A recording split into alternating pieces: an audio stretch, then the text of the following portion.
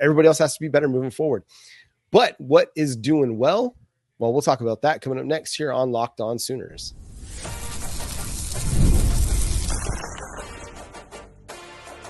You are Locked On Sooners, your daily podcast on the Oklahoma Sooners. Part of the Locked On Podcast Network, your team every day.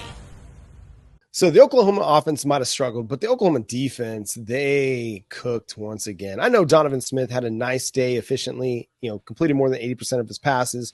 They were able to move the ball a little bit. They got the big bust for the touchdown to start the second half. But other than that, Oklahoma's defense was just all over them. And given the fact that Houston was coming into this one after the 27-7 loss last week, where their offense was just completely stymied by UNLV, they made a bunch of adjustments to their schematic, focus and just worked to get the ball out of Donovan Smith's hands as quickly as possible. And he ran the offense perfectly. I mean, he had the one interception, which was a great play by Robert Spears Jennings. But other than that, that's the Donovan Smith that I remember from Texas Tech, being just a dude, like a really, really good player. He stayed within the offense, stayed within himself, and didn't try to do too much like a quarterback we were just talking about, and gave Houston a chance to win. But the defense came up with stop after stop after stop, holding them to field goals, stopping that 2-point conversion. Just a really, really strong night for the defense. Shout out to Danny Stutsman, right? He had 15 tackles, 12 solos. He did everything you needed. The even better with him was he was playing a combination of Will and Mike, so he was moving around, and he was out there barking all the orders, getting people in place. Shout out to the secondary. Robert Spears Jennings made one mistake. That was that busted coverage that allowed that touchdown, right? And I talked about it a little bit in my live stream, just kind of to point out what happened. That happened right after the Woody Washington interception that was called a pass interference. I don't care what nobody say. That was a interception. Him and the receiver were tangled up. You kind of got to give Gracen that. It's because both of them. And the good thing was that Woody wasn't looking at the receiver. He was looking at the ball, and they were holding each other. So I won't go too far in my soapbox.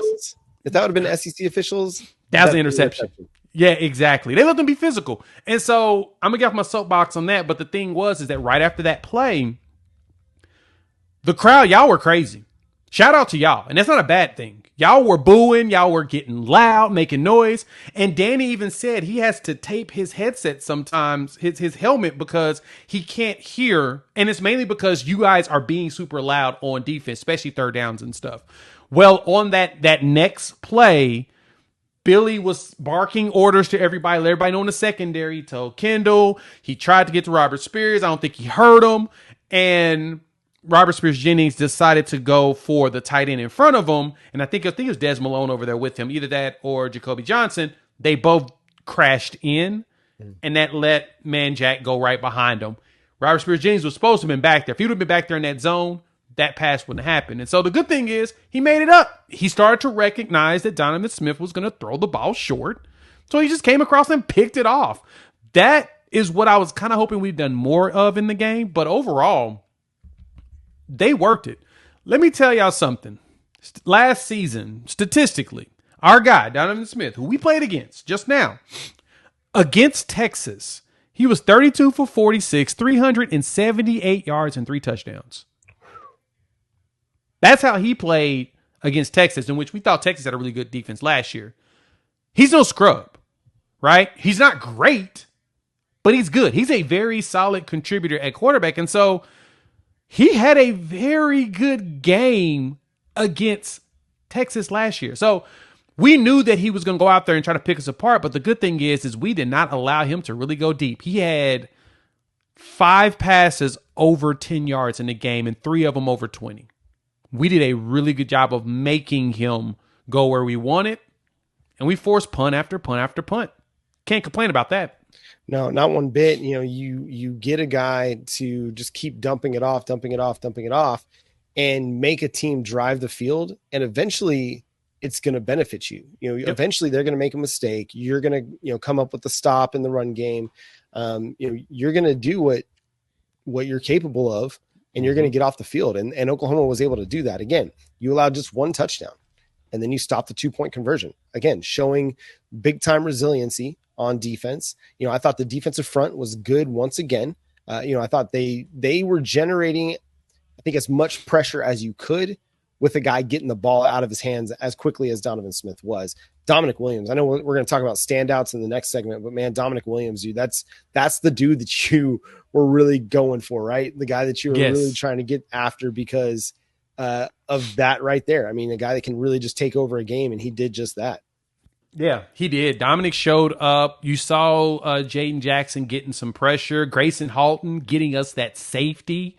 And just saying that he was not going to let nothing else happen, right? He was able to, he blasted through, and it looked like Donovan Smith saw him coming, and when he was backing up, he tripped and just, like, I'm falling and I can't get up, need to get him the emergency button, and Gracen Halton fell on him and got the sack. I mean, he finished that game, man. He was out there playing his butt off. And so I feel like our front seven is really, really strong, and the secondary is coming along very well. We just got to make sure we don't allow busted plays, especially big ones, because we're going to start playing against some teams that if you allow big busted plays, you're going to be in trouble. But overall, this team has been balling, in my personal opinion. Yeah, I like what I'm getting from the defense. I think, at every level, you're having guys making plays.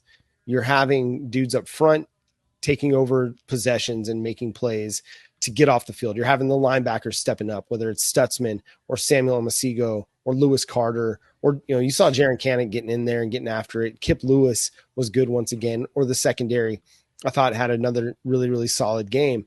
So that's what you have to build off of, is that you have a defense that is capable of winning you a football game.